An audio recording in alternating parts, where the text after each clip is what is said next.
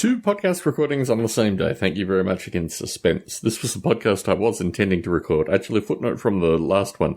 The Douglas Rushkoff audio in the Biota podcast that I put up for yesterday contains a lot of really interesting, curious, introspective stuff at the end of Douglas telling me about my life when he knew me in 2000, which is all new information, I think, from a general podcasting audience, but also stuff I haven't even thought about for, well, since 2011, I guess. Which was very strange to hear in that audio. So I didn't mention that in the last podcast, and when I was re-editing, I thought, oh, that's a bit I missed. Anyway, let's talk about Remind Bobby Rush About the Murder of Fred Hampton. I have a Facebook group that I created, I don't know, probably in a similar time frame to the other stuff I'm talking about in 2011.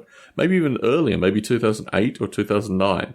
I created a bunch of Facebook groups just to test out whether I could, I have something about American socialist healthcare that has like a Russian car in front of it.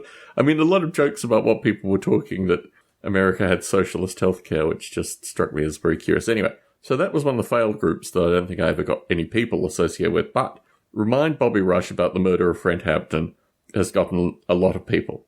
And it's a community that has gained traction in recent years, particularly with young African-American folk and even relatives of Bobby Rush and a variety of other stuff.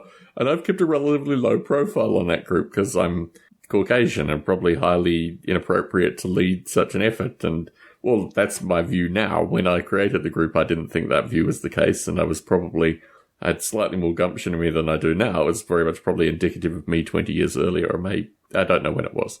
But The Murder of Fred Hampton, which I recommend you check out on YouTube if you haven't seen it previously, is a defining film, in my view, and represents a period of time in US history that is completely lost now. And ironically, the US didn't get Fred Hampton for president. They got Barack Obama for president, and Barack Obama is no Fred Hampton. But Bobby Rush, who is still, I believe, an American senator or American representative, I don't know what it is. Anyway, he is now a Mr. Establishment figure and is in the film The Murder of Fred Hampton as a key friend and ally of Fred Hampton. Maybe he still uses this in some regard. Certainly his relatives were very quick to point out that the metaphor they used was craps in a bucket, which is not even a metaphor I knew at the time and had to look up. So I created this group, and now I'm really feeling like I'm feeling incredibly awkward about heading up the group. And I'm feeling like I should almost say to some of the community, many of whom have been there for 8 to 10 years, would one of you like to take on this group? But then that in of itself requires me to come out of the shadows and actually reveal myself more as some crazy foreigner who created this group on a whim many years ago based on seeing a film, and now actually has a group of really angry activists who probably should be running this group, or at least be angry and activists. I mean, literally all the people that are coming to this group, I don't have any degree of problem with. In fact, I think they're exactly the right people to come to the group. My problem is that I don't know, maybe a decade ago, I had a contact in a podcast recording who was friends with folks who were part of the origin of Black Lives Matter. And I once asked her what it would take to join Black Lives Matter because I thought it was an interesting movement at the time. And she said it would take $10,000, which is what they require all young Caucasians at a particular age to join their particular Black Lives Matter organization.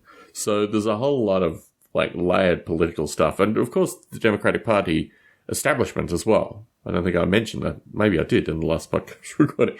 But yeah, certainly not part of that.